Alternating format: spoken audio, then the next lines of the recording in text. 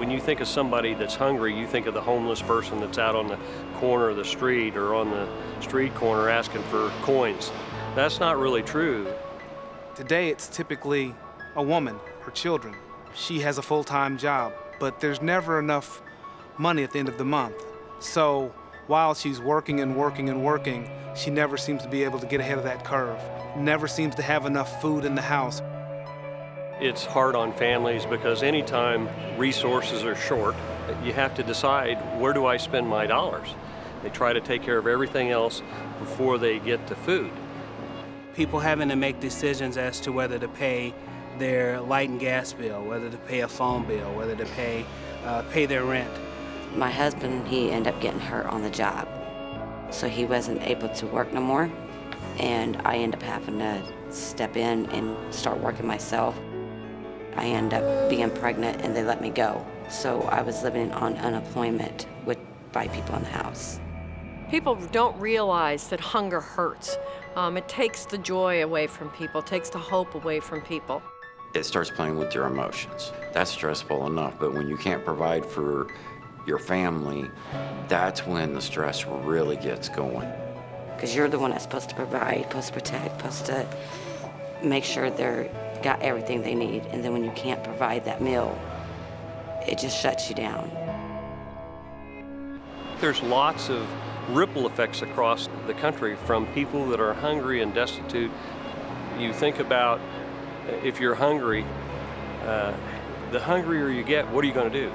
Are you going to steal something, or what are you going to do to fill that need? I personally have 5 daughters, and if my daughters couldn't eat, the laws wouldn't mean much. I have to get food however I have to get it. And I would presume that a lot of parents would begin to think like that. We are a food bank. We're the wholesaler. We collect the food, sort it, and send it out to 350 agencies. Gleaners serves a major portion of central Indiana, and it provides food to food banks, to outreach programs in a multitude of counties in Indiana to meet that vital community need. Think of an hourglass, and so Gleaners is collecting from a lot of different places, and they are the distribution point at the pinch, and then they distribute back out to a lot of food pantries and other entities. A food pantry is a local, either church-related, a faith-based organization, a community center, a soup kitchen.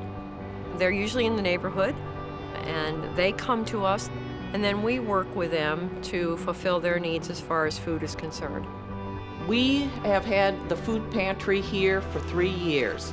The food pantry provides a security. Families sometimes have an emergency, and they come to me and they say, can you open up the pantry, and I'm able to feed them. And there's such a sense of relief to that. Working with Gleaners has been a phenomenal experience. They're able to help me get my orders through. They help facilitate delivery, and our families need that consistency. Gleaners has been in existence 32 years. We were begun by an entrepreneur and a group of concerned citizens that dreamt of what Gleaners could be. Very humble beginnings, and moved after 5 or 6 years into the facility over at 16th Street. It outlived its functional usage, and so we moved into our great new state-of-the-art facility here at Gleaners. This is a 300,000 state-of-the-art facility where you can drive in to pick up your food. Multiple bays, refrigerators and freezers to beat all.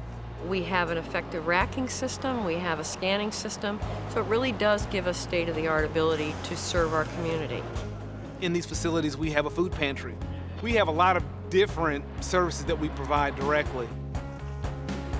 Backsacks is one of our premier programs. It's a backpack full of nutritional meals for a child to take home on a Friday afternoon that will enable them to eat over the weekend. Today we're doing about 10,000 a week. Getting the backsacks every Friday gives me more options, and most things that they put in the backsacks I love. It's beneficial to parents like me. My son personally, he loves it. He lights up every time. He enjoys it. We have the CSFP, or Commodity Supplemental Food Program. We put together 40-pound boxes every month for senior citizens. We're currently siphoning about 2,600 seniors. This is a supplemental food program that allows the seniors to enjoy their food for that month to add to the food that they might have. Mobile Pantry is born out of the idea that everybody can't make it to a pantry. It takes it to them, which is even more important because you don't have a car, you don't have money to get on the bus. Have a wonderful weekend. Our school-based pantry provides a pantry in a school for the children and for their families to access food. This program has really allowed the schools to encourage the children and their families to get engaged with the school, to be a part of what's going on in the children's education and also fueling their bodies. The more volunteers we get to help, the less money we have to spend to hire somebody to pull product, to service a truck or what have you. So we do rely on a lot of volunteers. At Gleaners, we have a staff of just about 70 people. There is no way we can run our facility and do all that we do with 70 employees. Our volunteers are the lifeblood of our organization. FedEx is a corporate partner with Gleaners Food Bank of Indiana. We have our big event, which is called FedEx Cares Day, that we do. 500 to 1,000 volunteers come over, sometimes more, from all of the FedEx operating companies, and we volunteer. There's thousands of volunteers throughout the year, and the calculation of what they would have to do without those volunteers would be to come up with, $1 million or more. Well, that's money that can be spent to provide food directly to people, and the volunteers are crucial. Many hands make light work, and the more hands, the better. So we're always looking for more and more volunteers. Most of us have been blessed in various ways, sometimes without having to experience hunger.